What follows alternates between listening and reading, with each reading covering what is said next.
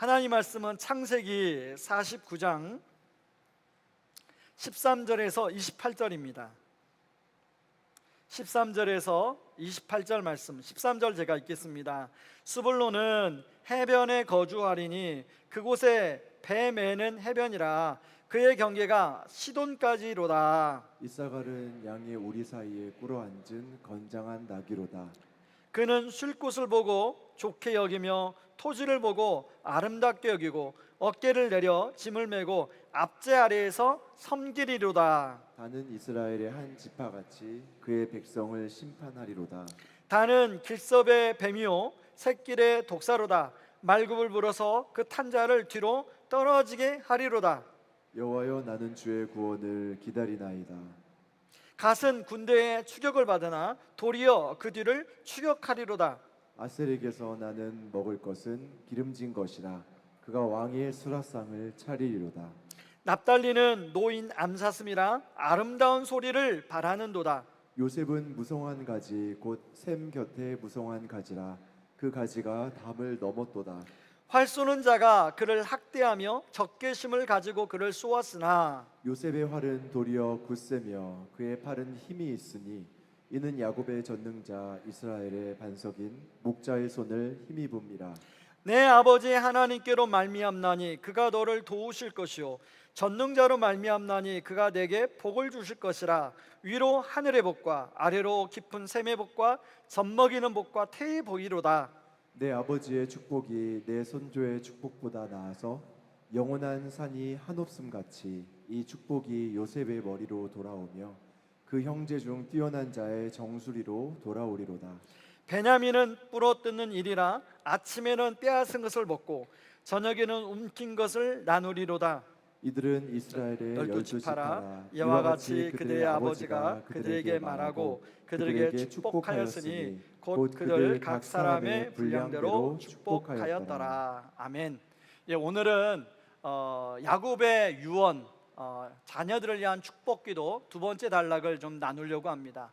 여러분, 야곱이 어떤 인생을 살았습니까? 야곱은 자신의 어떤 어려움을 만나면 자신의 인간적인 꾀와 지략을 동원해서 그것을 해결해 보려고 그렇게 살다가 결국은 시행착오를 하고, 그렇게 사는 것이 올바른 삶이 아니구나, 진짜 하나님의 도우심을 구하고 도우심을 입으며 사는 것이 진짜 맞구나 라고 이 야곱이 깨달았어요. 그래서 오늘 18절에 보면 이렇게 말합니다. 여호와여, 나는 주의 구원을 기다리니라. 이건 야곱의 독백이자 야곱의 기도입니다.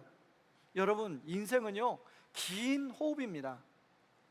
그래서 당장 어떤 경우는 어떤 어려움을 만나면 너무 죽을 것 같은데 그럴 필요도 없고요. 그리고 뭔가 지금 어떤 일이 평탄하고 잘 되면 막 마음이 높아져 가지고 또 교만한데 그럴 필요도 없어요.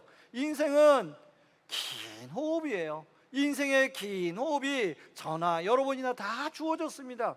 거기에서 진짜 어떻게 사는 것이 잘 사는 것일까? 오늘 야곱이 정말로 여호와의 구원을 기다리며 살아가는 삶이라고 고백한 것처럼 그런 삶이라고 오늘 이 말씀하는데, 오늘 이 말씀을 통해서 그 은혜를 함께 나누기를 원합니다. 여러분, 첫 번째는요, 우리의 힘과 잔꾀를 내려놓으면 하나님의 은혜가 시작된다는 그 명제를 가지고 좀 생각해 보려고 하는데요. 먼저 스불론 지파입니다. 스불론 지파를 같이 한번 읽어볼까요? 같이 읽습니다. 스불론은 해변에 거주하리니 그곳은 배 매는 해변이라 그의 경계가 시돈까지로다. 예, 여러분, 가나안 땅을 여호수아 때 이제 지파별로 분배하는 그런 내용이 나오는데요. 그걸 제가 사진으로 인터넷에서 좀 이렇게 다운을 받았는데 우리 화면이 작아서 잘 안 보이더라고요. 일부 때 보여줬는데. 그래서 여러분 잘 안 보이는데 제가 순장님들에게 밴드에 올려드렸어요. 그래서 순장님들은 나락방 순원들에게 좀 이걸 좀 보여주세요. 여러분, 스불론 지파는 어디를 배정받았냐면 잘 안 보이겠지만 산악지역을 배정받았습니다. 척박한 곳을 배정받았어요. 그런데 성경은 뭐라고 말하냐면 그곳은 배 매는 해변이라고 말해요.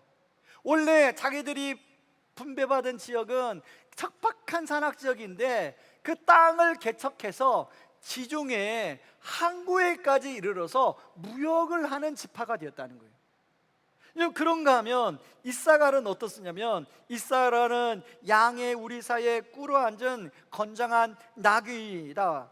쉴 곳을 보고 좋게 여기고 토지를 보고 아름답게 여긴다.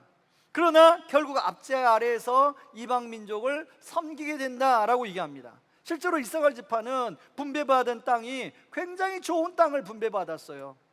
정말로 그 농사만 지으면 너무 땅이 기름져서 농사도 잘 되고 아주 비옥한 땅을 그게 분배받았습니다. 문제는 이사갈 지파가 그 좋은 환경에 안주해 버렸다는 거예요. 그렇다 보니까 적당히 안주하고 적당히 타협하다 보니까 결국은 이방의 압제의 그 섬기는 그거에 굴복할 수밖에 없었다는 것입니다. 여러분, 스불론과 이사갈 지파는 참 많은 것을 시사합니다. 여러분, 여기 계시는 많은 분들은 이왕이면 나는 태어날 때부터 이사갈 지파처럼 좀 좋겠다. 태어날 때부터 그 우리 좋은 아버지, 좋은 집안의 환경 속에서 태어나서 그런 좋은 환경 속에서 내가 마음껏 지원받고 마음껏 내가 하고 싶은 공부하고 그렇게 뭔가 꿈을 펼치고 그랬으면 좋겠다. 아마 대부분 그렇게 생각할 거예요. 그런데 태어나 보니까 스불론 지파예요.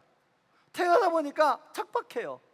어떤 A라는 친구는 정말로 태어나 아버지가 보니까 면장이에요. 태어나 보니까. 저는 시골 출신이거든요. 아버지가 또 내 친구는 보니까 아버지가 우체국장이에요. 근데 우리 아버지는 아무것도 아니에요. 나는 왜 이사갈 지파도 아니고 나는 왜 그런 것도 아닌가? 나는 왜 스불론 지파지? 여러분, 혹시 그렇게 여러분 인생을 돌아보며 그렇게 불평한 분은 안 계신가요? 저는 불평했습니다. 대학에 올라와 보니까 이사갈 지파에서 자라난 친구들이 너무 많더라고요. 하나님의 은혜로 이제 서울로 대학을 오게 됐는데, 서울에 오니까 저보다 그냥 진짜 똑똑한 친구들도 많고, 저보다 집안 환경 좋은 친구도 많고, 저보다 아버지 빽이 많은 친구도 많고, 그러면서 나는 더 비교하는 거예요. 왜 나는 이사갈 지파가 아니지? 왜 나는 스불론 지파에서 모든 걸 이렇게 막 스스로 개척하고, 근데 그렇게 개인적으로만 그런 게 보니까 이제 결혼해서 가정적으로도 보니까 안에 기댈 게 없는 거예요. 여러분, 좀 우리 집안이 그러면 좀 이렇게 결혼해가지고 좀 덕이를 보아야 되잖아요. 결혼해도 여전히 스불론 지파예요. 그리고 이제 교회를 개척해가지고 이제 하나님이 정말 은혜로 학교를 강당을 빌려주셔서 이렇게 개척을 했는데, 지난 15년간 쭉 보니까 매번 그런 뭔가를 개척하면서 뭔가를 막 해쳐가야 되는 그런 상황이 너무 많은 거예요. 저는요, 목요일 저녁마다 애니어그램이라는 걸 배웁니다. 그 애니어그램이 뭐냐면, 여러분 MBTI 아시죠? 그 MBTI보다 더 복잡하고 아주 고도화된 사람들의 기질을 이해하는 공부예요. 그래서 지금 한 7주차 제가 그 수업을 듣고 있는데요, 아직까지는 여러분들의 유형을 내가 분석을 해줄 수 있는 실력은 안 됩니다. 근데 저는 적어도 제 유형은 알았어요. 저는 6번 유형이더라고요. 근데 그 애니어그램이, 저는 그게 복음적인지 몰랐어요. 우리는 우상이라고 말하는 것을 거기는 격정이라고 얘기해요. 격정.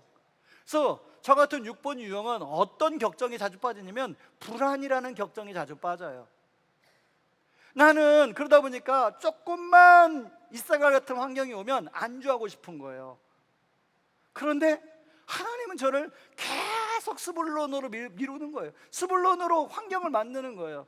사실은 저는 학교 재단만, 우리가 이제 성도님들하고 그렇게 같이 기도하고 이렇게 재단만 품으면 이제는 어떤 문제도 없겠구나 했는데, 여러분, 지난번에 행사하고 나서 폭풍 같은 학부모 민원들이 들어와가지고 기도하지 않으면 안 되도록, 그것들을 헤쳐가지 않으면 안 되는 환경을 하나님께서 계속 미는 거예요.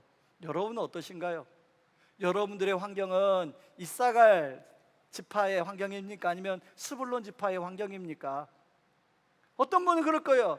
나는 저 친구처럼 정말로 태어날 때부터 이사갈 지파의 환경에서 태어났다면 얼마나 좋았을까? 그러나 여러분, 이사갈 지파의 환경이라면 거기에 안주하지 마시고 정말 더 하나님을 의지해서 여러분의 그 자원을 하나님 나라에 정말 이루는 일에 더 헌신하고 들이시길 바랍니다. 그런가 하면 여러분들의 스불론 지파라면 그 스불론 지파의 그 척박함을 하나님을 의지하며 헤쳐가는 은혜가 있기를 주의 이름으로 축원합니다. 자, 그런가 하면 단지파입니다. 여러분, 단은요 기섭의 뱀이요 새끼의 독사로다 말굽을 물어서 그 탄자를 뒤로 떨어지게 하리로다. 이 단지파는 두 가지 양면성이 있어요. 하나는 좋은 면입니다. 여러분, 단지파 사람 중에 삼손이 단지파입니다. 삼손 한 사람이 블렛이라는 거대한 민족을 싸워서 삼손이 이겨요. 마치 뱀이 말 뒤를 물어서 말에 탄 사람을 떨어뜨린 것처럼 하나님은 삼손을 그렇게 사용하고 있더라는 거예요. 그런데 여러분, 이 단지파가 사사기 17장, 18장, 19장으로 가면 어떤 이름이냐면, 원래 아까 그 지파 그 그림에 보면 단지파는 원래 남단, 왼쪽 남단의 남쪽을 분배받았습니다. 근데 단지파가 블레셋 사람들에게 이제 그들하고 싸워서 그 땅을 차지해야 되는데 그렇게 하지 못해가지고 저 북쪽으로 올라가요. 끝으로 올라가요. 거기서 그 라이스라는 사람들을 쫓아내고 그 땅을 차지합니다. 그런데 문제는 미가라는 사람을 제사장으로 모시고 우상을 거기서 섬기게 돼요. 그게 솔로몬 이후에는 그 단지파가 아주 지파 단위로 우상을 섬깁니다. 근데 놀라운 것은 요한계시록 7장에 보면 14만 4천 명 안에 들어가는 12지파 이름이 나와요. 거기에 단지파 이름이 빠집니다. 이건 뭐냐면 그런 영적 배도의 결과는 하나님의 생명책에서 빠지게 된다는 거예요. 너무 안타깝죠. 여러분, 야곱은 갑자기 단지파에 대한 말을 하다가 18절에서 뭐라고 하냐면 여호와여 나는 주의 구원을 기다리니다 라는 말을 해요. 여러분, 야곱이 이 말을 생뚱맞게 왜 했을까? 야곱의 자기 인생을 생각해 보니까 마치 단지파 같은 거예요. 단지파처럼 머리를 짜내고 인간적인 술수를 쓰고, 그래서 아버지도 속이고 동생 형도 속이고 외삼촌도 속이고, 그렇게 해서 인생이 뭔가 성공할 것 같았어요. 근데 돌아보니까 그게 아니에요. 야곱은 이 말씀을 통하여 그 아들들에게 인생이란 건 그렇게 사는 게 아니야. 너희들 안에도 다 단지파 같은 모습이 있는데 인생이라는 것은 여호와여 주의 구원을 기다리나이다. 주의 구원이 임할 때 인생이 비로소 빛날 수 있는 거야 라고 지금 야곱은 유언처럼 이야기하고 있는 거예요. 여러분의 인생 가운데 주의 구원이 임하여 빛나는 인생이 되길 바랍니다. 여러분, 인생을 어느 정도 사신 분들 있겠지만 인생은 계획대로 되지 않아요. 내 계산대로 절대 되지 않아요. 그렇기 때문에 하나님의 도우심을 구하고 의지하고 그걸 누리며 살아가야 되는 것입니다. 그런가 하면 이런 은혜를 가장 잘 누린 지파가 갓지파예요. 여러분, 19절에 보면 군대의 추격을 받지만 도리어 하나님의 도우심으로 그 뒤를 추격하여 승리하는 삶을 살게 되는 갓지파 얘기가 나오는데요, 이 갓지파는 그림에 보시면 요단강 오른편 아래가 갓지파입니다. 그래서 요단강 동편에 있는 많은 민족들에게 수시로 공격을 받았어요. 수시로 군대의 추격을 받았어요. 그렇지만 군대의 추격을 받았지만 오히려 갓지파가 그 추격받은 군대를 다시 공격해서 승리한다는 말씀이에요. 여러분, 갓지파 사람 중에 누가 있냐면 입다가 있습니다. 입다는 암몬의 군대에서 엄청나게 많은 그런 피해를 입은 이스라엘을 하나님은 입다에게 사사를 세워서 입다를 도우심으로 그 이스라엘 백성들을 구원하는 내용이 사사기 11장부터 나오는 거예요. 사실 우리가 살아가면서 갓지파처럼 군대의 추격의 상황에 놓이며 살아가는 분들이 있습니다. 여러분 가운데 저한테 개인적으로 기도 부탁을 한 분들도 제가 알아요. 그런 지금도 정말 그분들에게 그 상황을 하나님이 정말 좀 뭔가 변화시켜 줬으면 좋겠다는 기도를 항상 합니다. 여러분, 그 외에도 저한테 이야기하지 않은 상황 속에 마치 군대의 추격을 받아서 살아가는 것 같은 그런 많은 사람들이 있는데요, 저는 그분들에게 정말로 하나님이 도우심으로 그것을 역전시킴으로 정말로 승리하는 축복이 있기를 주님의 이름으로 축복합니다. 여러분, 지난주입니다. 지난주에 2주 전이네요. 우리 한 성도님이 오셔서 저한테 외부분을 만나고 오셨대요. 그래서 외부분한테 이런저런 얘기하다가 우리가 이렇게 우성고등학교를 이제 미션스쿨로 섬기고 있다, 교회가 이제 재단을 이렇게 품고 섬기고 있다고 하니까 그분이 어떻게 그런 일이 일어날 수 있어요? 아니, 그것은 기적이잖아요. 어떻게 그런 일이 일어날 수 있어요? 그러면서 그것은 의왕 우리 교회 성도들에게 주신 하나님의 축복이라는 거예요. 그러니까 그분이 한 얘기예요. 이분한테 그 이야기를 이 성도님이 듣고 저한테 이야기해 주는 거예요. 뭐라고 얘기한 줄 아세요? 목사님, 우리만 모르는 것 같아요.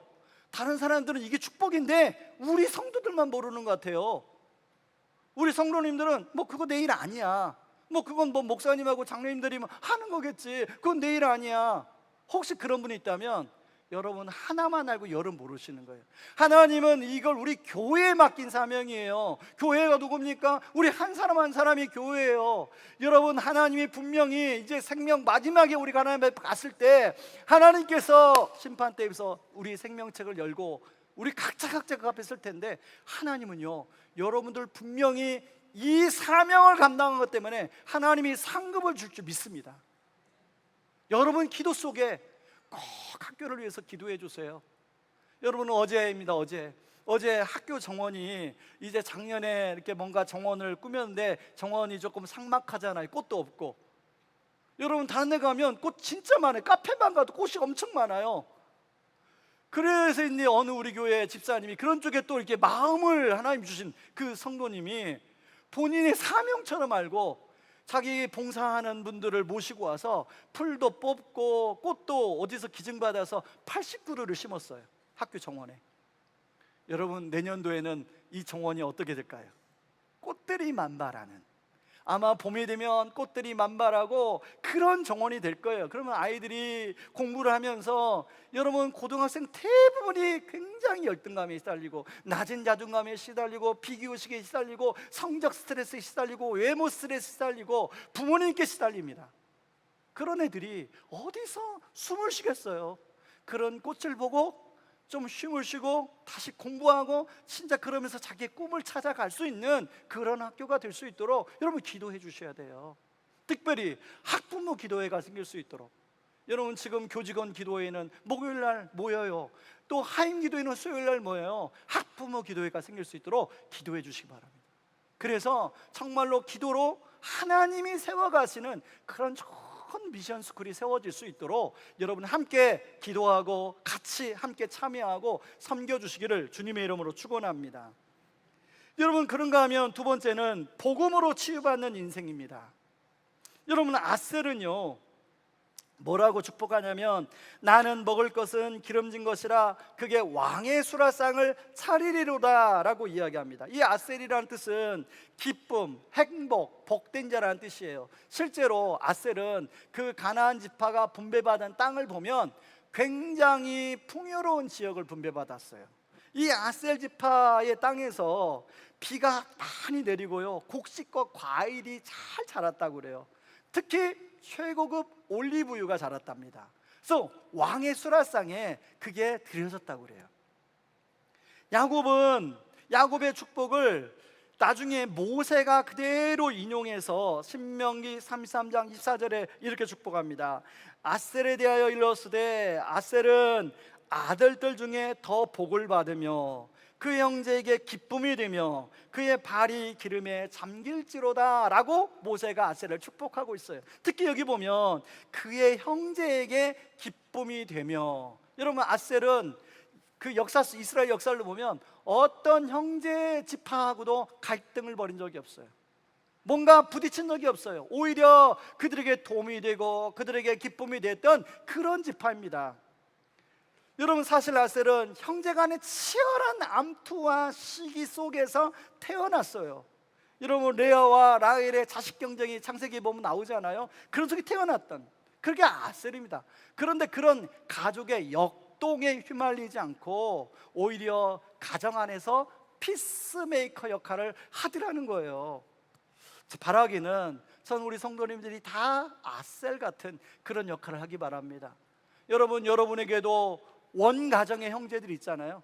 또 이제 여러분이 그 아내의 그 형제들 있잖아요. 이 형제들 속에서 저는 우리 성도님들이 다 기쁨이 되기를 바라요. 정말로 그런 축복이기를 바랍니다. 네.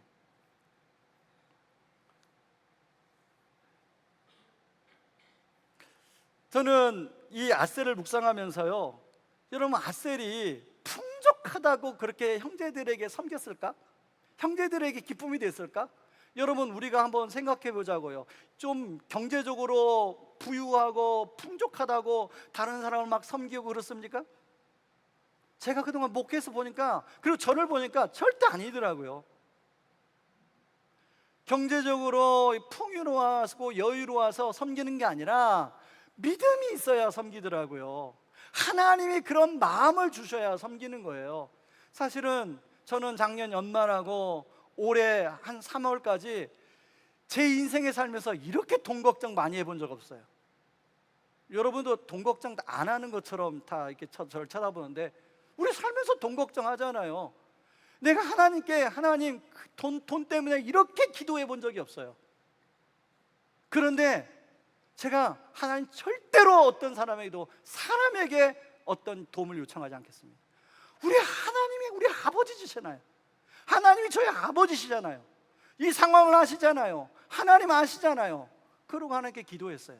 하나하나 적어가면서 기도했어요. 그런데요, 놀라운 일이 났어요. 생각지도 못하도록 하나님께서 그거를 해결하시고 또 풀어주시고, 오히려 그 가운데 제 인생 속에 가장 많은 금액, 많이 짧은 기간에 가장 많은 금액, 횟수도 많은 사람을 섬기도록 하나님이 사용하신 것을 제가 큐티 가운데 깨달았어요. 사실은 이 말씀은 지난주에 이미 큐티 할 때 다 준비해 놓은 말씀이에요. 우리 사역반을 큐티 해가지고 제가 샘플로 드리거든요. 그걸 묵상하는데, 제 인생에 하나님 정말로 가장 염려와 걱정에 시달렸던 그 몇 개월인데, 하나님은 나에게 아셀 같은 그런 섬기는 자리에 세워주셔서 이게 너무너무 감사한 거예요. 뭐 어떻게 설명을 하면 설명이 안 돼요. 여러분, 우리 하나님은 그런 하나님입니다. 여러분들의 인생 가운데도 분명히 어떤 것 때문에 저처럼 막 돈 걱정하고 또 그런 문제로 시달리고 그런 시기가 있잖아요. 인생에 하나님의 도우심이 있기를 바랍니다. 하나님의 은혜가 있기를 바랍니다. 그래서 그것이 그냥 그 문제만 해결되는 게 아니라 오히려 많은 사람을 섬길 수 있는 통로로 쓰임받는 축복이 있기를 주의 이름으로 축원합니다. 그런가 하면 납달리입니다. 여러분, 납달리는 노인 암사슴이라 아름다운 소리를 바라는도다. 여러분, 이 납달리를 보면 되게 서정적이잖아요. 근데 진짜 납달리를 이렇게 좀 연구해 보면 가슴 아파요. 여러분, 납달리란 뜻이 뭐냐면 경쟁이란 뜻이, 경쟁. 이 납달리가 언제 태어났냐면 라헬이 언니와 크게 경쟁하여 이겼다. 그때 태어난 이름이 납달리, 태어난 아들이 납달리예요. 그러니까 이 납달리 뜻자가 경쟁에서 이겼다. 여러분 생각해 보세요.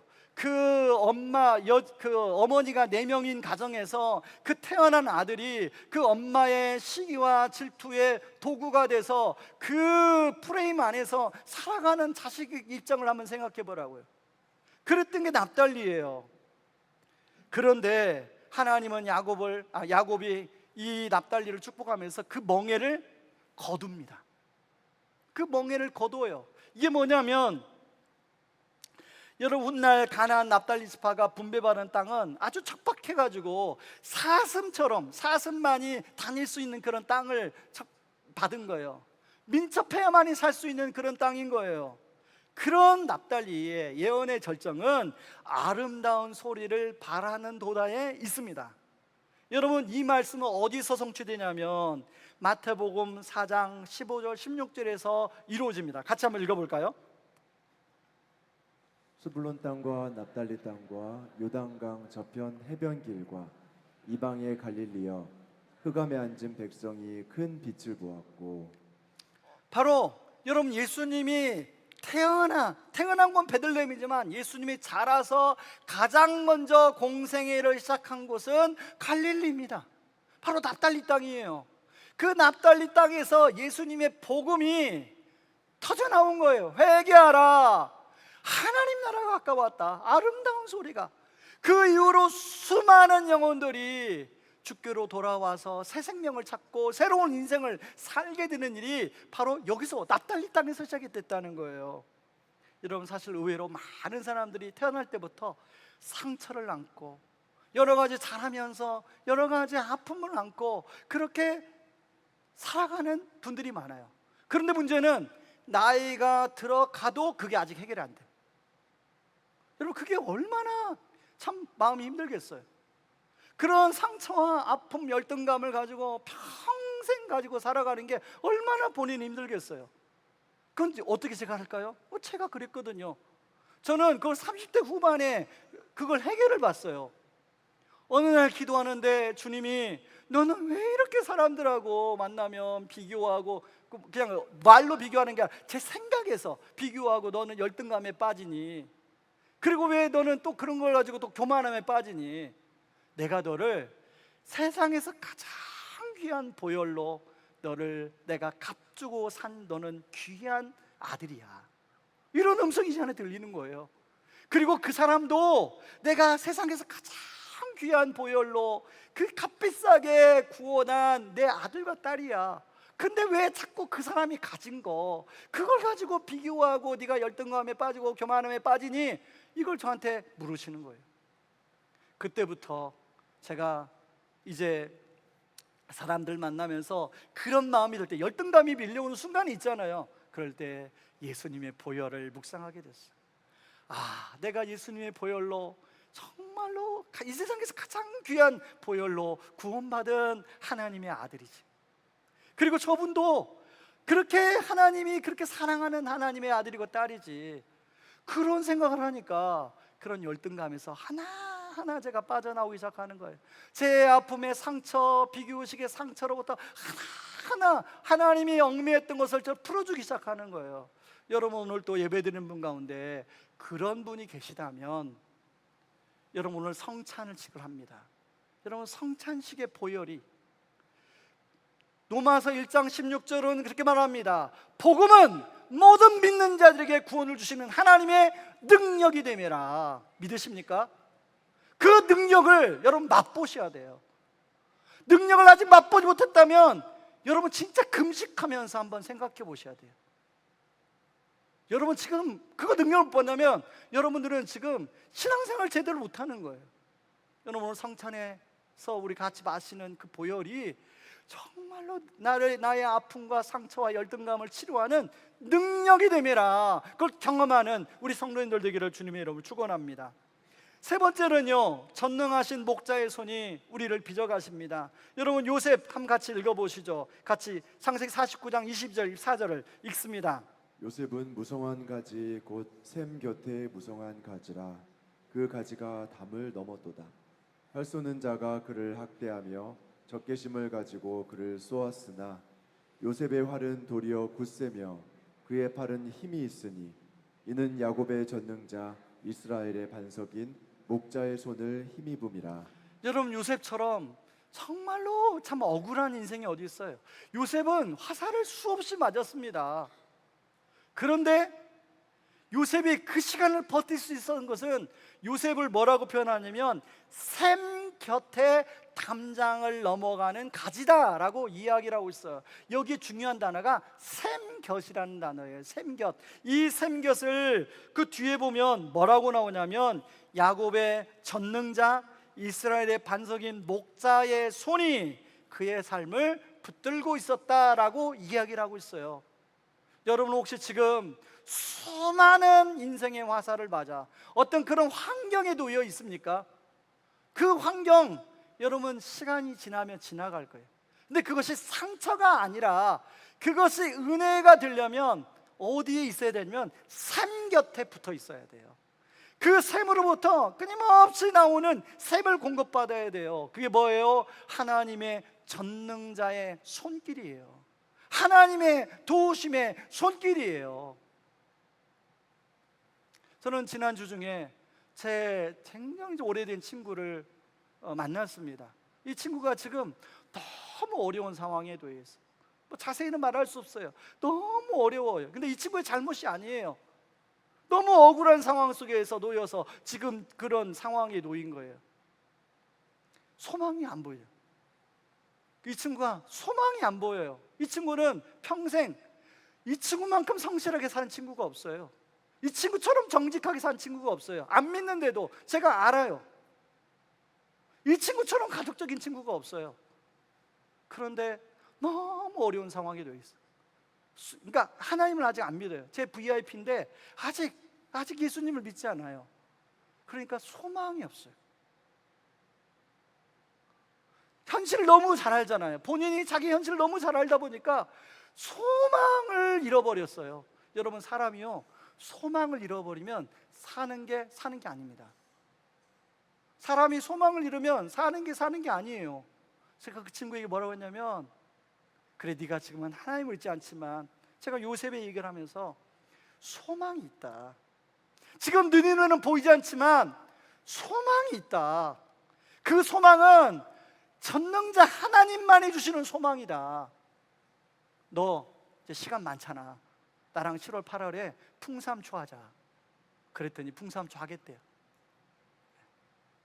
저는 그 친구가 소망을 붙들고 분명히 그 어려움을 이겨낼 줄 믿습니다.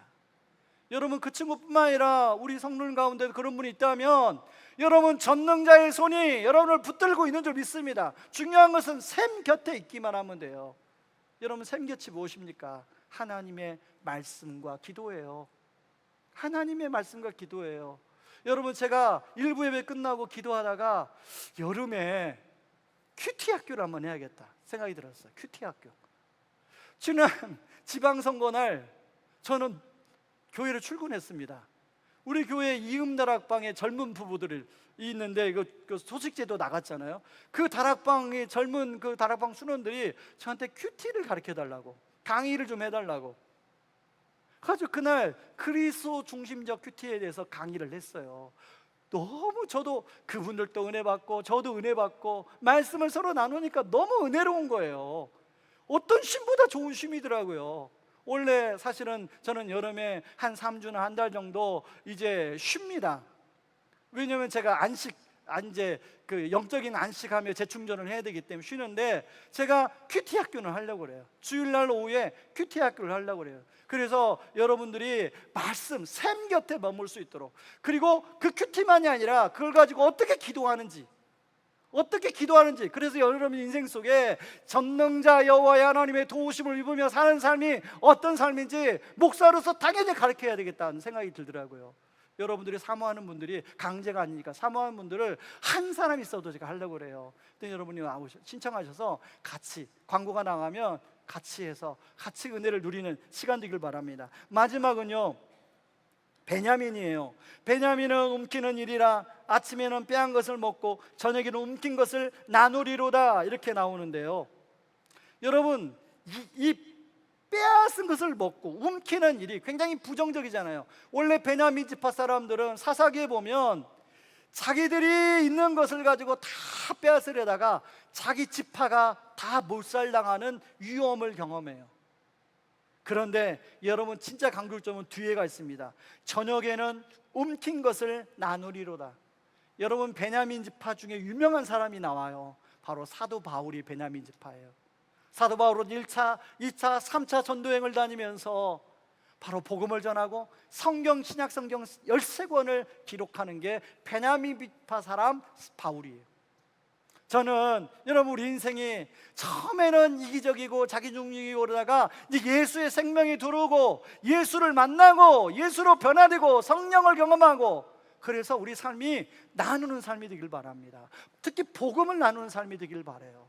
그래서 여러분의 손이 미치는 곳에, 여러분의 발이 닿는 곳에, 여러분의 기도가 미치는 곳에서 생명이 살아나는 역사가 있기를 바랍니다. 이제 말씀을 결론을 맺으려고 합니다. 여러분, 이제 오늘 성찬식을 하게 되는데요, 여러분, 오늘 우리 8명의 아들들에 대해 살펴봤어요. 다 가지각색이에요. 다 다양해요. 어떤 사람은 다, 만약 애력으로 말하면 다 유형이 다르고 다 격정이 다를 거예요. 다 연약함이 다를 거예요. 다 강점이 다를 거예요. 그런데 중요한 것은 그들의 인생 가운데 하나님의 은혜가 함께하고 있다는 거예요. 그들의 인생 가운데, 여러분의 인생 가운데 예수 그리스도의 은혜가 함께하고 있다는 거예요. 이 성찬식은요, 그 예수 그리스도의 은혜를 내가 입으로 맛보고 손으로 만지고 눈으로 보고 온몸으로 경험하는 거예요. 이 시간에 성찬식을 할 때 제가 기도하고 할 텐데요, 우리 성찬할 때 그 은혜를 다 누릴 수 있기를 주의 이름으로 축원합니다. 제가 기도하겠습니다. 인생의 긴 호흡 가운데 인간적인 계산을 내려놓고 오직 주의 구원만을 기다리기로 결단하며 성찬의 자리로 나아갑니다. 우리 안에 여전히 남아있는 비교의식, 열등감, 안주하려는 교만함을 이 시간 십자가 앞에 쏟아놓습니다. 우리를 위해 찢기신 살과 흘리신 보혈의 능력으로 이 시간 우리의 깨어진 마음을 만지시고 치유하여 주시옵소서. 주님의 살과 피를 상징하는 떡과 잔을 통하여 상처투성이었던 우리의 인생을 담을 넘는 무성한 가지가 되게 하시고 움켜쥐던 삶에서 생명을 나누는 화평의 통로로 역전이 되는 기적을 경험케 하여 주시옵소서. 예수님의 이름으로 기도합니다. 아멘. 이 시간에 주님의 말씀을 따라 성찬식을 거행합니다. 여러분, 이제 분명위원들이 주님의 떡을 상징하는, 주님의 살을 상징하는 떡을 나눌 텐데 드시지 마시고 손에 올려놓으시고 같이 드시도록 하겠습니다. 예수께서 이르시되 나는 생명의 떡이니 내게 오는 자는 결코 줄이지 아니할 터이요 나를 믿는 자는 영원히 목마르지 아니하리라. 그러나 내가 너희에게 이르기를 너희는 나를 보고도 믿지 아니하는도다 하였느니라. 아버지께서 내게 주시는 자는 다 내게로 올 것이요 내게 오는 자는 내가 결코 내쫓지 아니하리라. 여러분 손에 올려진 이 떡이 바로 주님의 살을 상징합니다. 여러분, 주님이 십자가에서 왜 찢기시만 했습니까? 주님 아무런 잘못한 게 없어요. 그런데 주님이 당하신 채찍질은 결국은 내가, 여러분이 당해야 될 채찍질이었습니다. 주님이 살점이 떨어나가는 그 살점은 바로 우리가 떨어져야 될 살점이었어요. 우리 주님은 우리가 그 인생 속에서 살점이 떠나가는 그런 상황을 맞이할 때 기억해라, 내가 그 살점을 다시 붙여주고 보호해주고 덮어줄 것이다 말씀합니다. 이 시간에 이 떡을 여러분 혹시 받지 않으신 분 손들어서 또 손들어 주시고요, 아직 전달되지 않은 분 있으면 같이 가서 도와서 좀 전달해 주길 바랍니다. 저는 찬송가 151장, 저에게 18번을 말하라면 저는 찬송가 151장이 18번입니다. 이 151장에 보면 십자가 내가 처음 볼 때, 저는 십자가를 볼 수 있는 인생이 아니었어요. 저는 벌레보도 못한 죄인이었어요. 동생의 한 인생을 망쳤던 그런 사람이었습니다. 그런데 십자가의 보혈로 저를 덮어주셨어요. 여러분은 어떠신가요? 여러분은 주님의 살을 드실 그런 자격이 되신가요? 우리 다 자격이 없어요. 그러나 주님의 보혈로 덮어주신 줄 믿습니다. 이 시간에 주님의 살 상징하는 이 떡을 함께 드시겠습니다.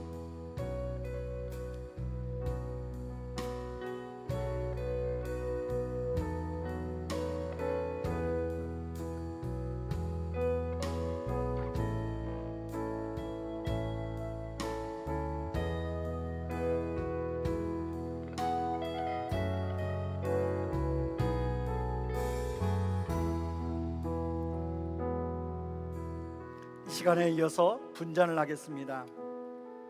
식후에 또한 그와 같이 잔을 가지시고 이르시되 이 잔은 내 피로 세운 새 언약이니 이것을 행하여 마실 때마다 나를 기념하라 하셨으니 너희가 이 떡을 먹으며 이 잔을 마실 때마다 주의 죽으심을 그가 오실 때까지 전하는 것이니라.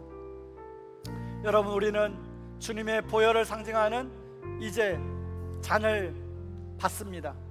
여러분, 동일하게 이 잔을 손에 올려놓으시고 그 주님의 핏값, 주님의 핏값으로 사신 우리 자신, 또 주님의 핏값으로 사신 교회, 주님의 핏값으로 사신 하나님의 나라, 그게 우리에게 주신 선물이에요. 어떤 분들은 신앙은 나와 하나님과의 관계지 교회는 그냥 내 필요를 채우는 곳이야. 여러분, 교회를 정말 사랑하십니까? 주님의 핏값으로 세우신 공동체를 사랑하십니까? 이 시간에 기도하십시오. 주님, 그 주님의 핏값으로 사신 교회를 사랑하라 말씀하신 그 주님의 말씀의 의미가 무엇인지 알게 해주십시오. 그리고 제가 정말로 주님의 핏값으로 사신 교회를 사랑하게 해주십시오. 그리고 교회를 통하여 하나님 나라를 이루어가게 하여 주시옵소서. 내 인생이 나의 왕국만을 이루는 인생이 아니라 하나님의 왕국의 동역자로 쓰임받는 인생 되게 하여 주시옵소서. 그렇게 여러분 기도하시기 바랍니다. 이 시간 잠깐 기도하고 우리 잔을 드시겠습니다.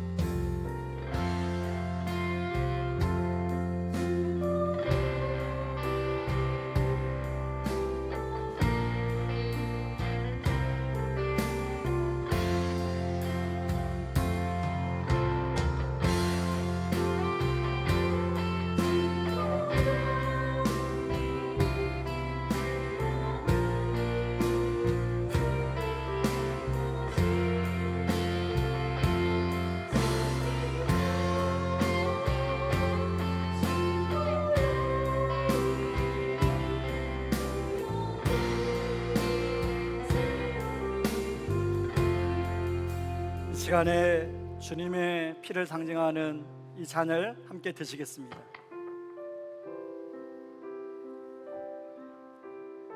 잔을 옮겨주시고요, 이 시간에 한번 다 같이 일어나 보시겠습니까? 좀 시간은 지났지만 이 찬양을 같이 하고 제가 죽도록 예배를 마치겠습니다. 우리의 마음을 담아 이 찬양 같이 하면 좋겠습니다. 보혈을 지나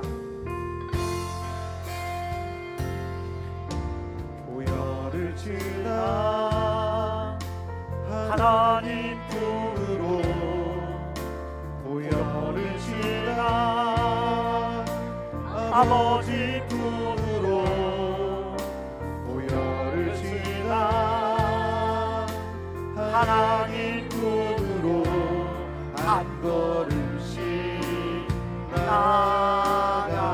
보혈을 지나, 보혈을 지나 하나님 품으로, 보혈을 지나 아버지 품으로, 보혈을 지나 하나님 품으로 한 걸음씩 나가네. 우리 두 손 들고 찬양합니다. 존귀한 주 보혈이 내 영을 새롭게 하시네. 존귀한 주 보혈이 내 영을 새롭게 하네.